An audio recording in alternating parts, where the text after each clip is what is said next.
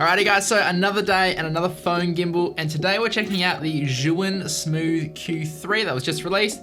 And seriously, the company's getting super clever. Like, look at this one, you twist this and then it pops up, and like getting super innovative with how they fold down these things. But if you want to find out more and also how to win one of these, then stick around to the end and yeah, find out all about it.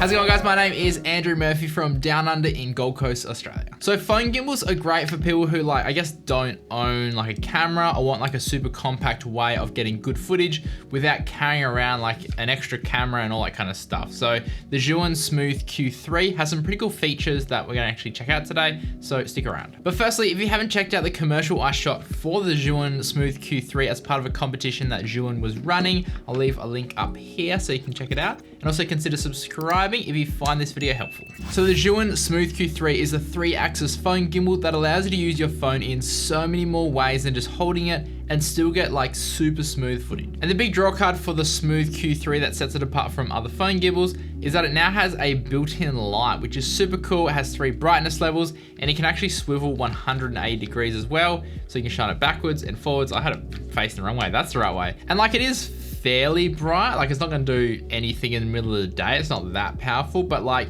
kind of like sunrise, early morning, inside, or at night time, this thing is super duper cool. So now before we get into the rest of the features, let's just actually chat about the design, because coming from, where is the Smooth? Because the Smooth Q3 looks completely different to the Smooth Q2. The Zhiyun Smooth Q3 is now a plastic construction as opposed to the metal design of the Smooth Q2, which makes it slightly more lightweight and has this pull-up design to keep the footprint small whilst packed down, but also gives plenty of length on the pan arm when it's actually fully set up. It has a built-in battery and comes with tripod legs in the box, and honestly, having tripod legs come in the box, the best thing in the world. Like, you can actually sit it down, whereas the Smooth Q2, the one that I got anyway, didn't come with them. And there's no way of like, I guess you can kind of balance on here, but not really. And it's kind of, there's no way of putting it down easily. Plus the Q3 has a much comfier grip handle that is actually angled, so it sits in your hand much nicer rather than the straight design of the Smooth Q2. That's, I don't know, it's a little bit awkward to hold. They've added a zoom rocker as well, which I'll touch on a little bit more later, but they've removed the ability to quickly detach your phone, which I guess was kind of like the big draw card of the Smooth Q2. So it's kind of weird that they've gotten rid of that in the Smooth Q3. Now, firstly, one thing to keep in mind is that when you're actually getting this set up, when you set it up, make sure to pull it all the way up until it clicks in, because when I was shooting the commercial, a few times or the talent pulled it up and they didn't pull it right up until it clicks. And if you don't, then the little connectors on the back won't connect. And then you'll wonder why the gimbal isn't working. So all the way up, click it in, and then lock it, and then you won't have any problems. The tilt axis has a locking mechanism on it, but none of the other axes do, which is kind of a bit weird, because when you pack it down, like that axis locks really good, but then the other ones just kind of like flail around a little bit, and I would have liked to have seen a lock on all 3 of them. So then, like with a proper gimbal, when it's locked down, it's really tight, and when you're carrying around, it doesn't move around lots. Now, the design of the actual tilt arm is very clever, because they've added this slight kink to it, which basically means that you don't need much room, but you can still use bigger phones on it. And by swapping the position of the roll motor, now you don't have to worry about getting arms in the shot when you're shooting in, say, like a wide mode as well. The only downside, and this is the same with all phone gimbals, is that there's not really any adjustability. So you can't like kind of tweak it and get your phone perfectly balanced.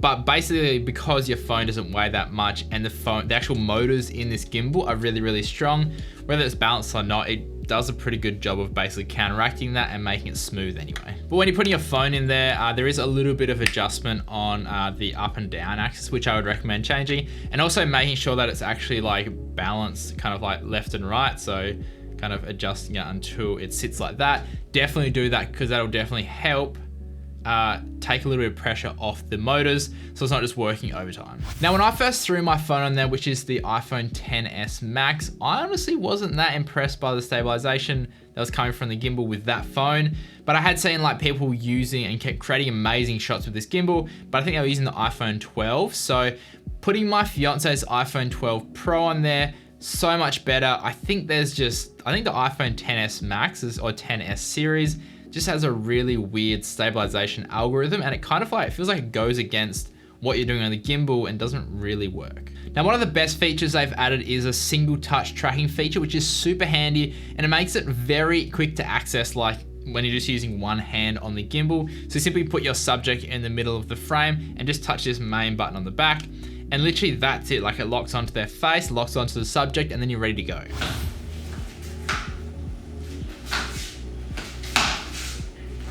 This is actually sick. However, it must work off some like contrast-based system, because when we tried to use it in the forest for the commercial, we had a hard time tracking. Like, it just kept drifting off because of the different lighting and like all the different trees and whatnot. But the cool thing is that once you're actually in the tracking mode, you can also reframe your shots as well, and it will still track. But by default, whatever the tracked point is, it'll put it in the middle of the frame, which when you first start is not ideal. So for instance, like if we're gonna use the gesture control, so we're gonna hold up the peace sign and it will grab my face and then track it. And essentially it'll put my face in the middle of the frame, which is ideally not where you'd want it to be. Preferably you'd want your face kind of like more higher up in the frame, so there's not all this dead space above your head. And all you need to do is basically use a joystick to reframe your actual composition. But then the cool thing is that after you set it up, the next time you do a tracking, either gesture control or using the button on the back, it remembers what the framing was and goes straight back to that. And honestly, that gesture to track feature is so handy. Like if you're shooting content by yourself, essentially gives you an automated cameraman, which is really, really cool.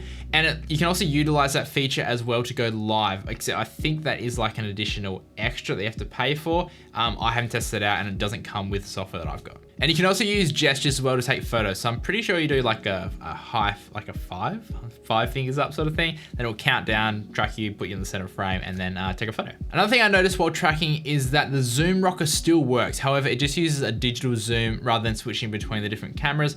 So your image quality does suffer a little bit, but it allows you to basically like zoom in and out while still tracking a subject, and you get some really cool shots. Now the ZY Cami app that you use to access all the features has a panorama mode, but unfortunately with the current firmware that I've been using, it just kept stuffing up. Like every time it went to stitch it, there would become a stitching error. Then I had to get all the photos and stitch it afterwards in Photoshop. But this is like an easy fix with just a firmware update. They've also added in a clone panorama feature as well, which is accessed in the panorama mode by clicking on the top bar and selecting the icon with the people in it. And I'm actually really impressed by this. Like it's super easy to use. You just stand in like the area that it shows you. Then you can move anywhere from 3 to 7 different spots depending on what you choose. And then it'll basically stitch it all together and you have this big panorama with just lots of you, I guess. Now switching between vertical and horizontal mode is super easy now. Literally just triple click this back button and now you're in horizontal mode. And what I absolutely love about this is that it's super smart. So obviously the camera's here and the arm's over here, but if you were to move the arm around, eventually the arm would get in shot, but it knows and it basically will do a 180-degree spin. Look at that. And then it will get the arm out of the shot, and it works in vertical mode as well. So as the arm comes out, it flips your camera around. Obviously, if you don't have a lock on, then it will flip everything around.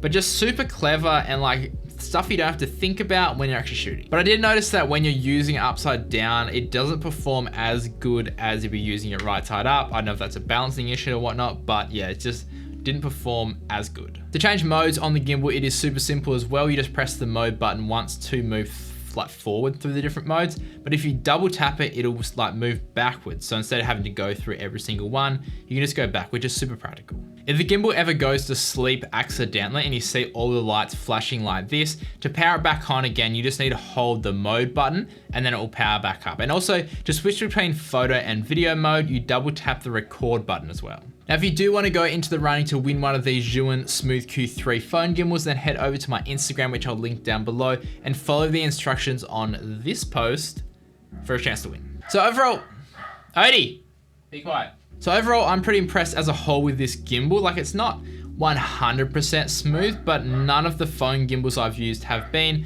And honestly, for the price of $89 US, you really can't go wrong with it. Like if you're wanting a solution to stabilize your phone, super duper cool, especially if you need a light or you use a light with your phone to create your content. No brainer, definitely get this. so good. If you did enjoy this video, then consider liking and subscribing. And if you want to find out more about the Zhiyun Smooth Q3, I'll leave some links down below. And as always, guys, stay creative and just be you. Have fun.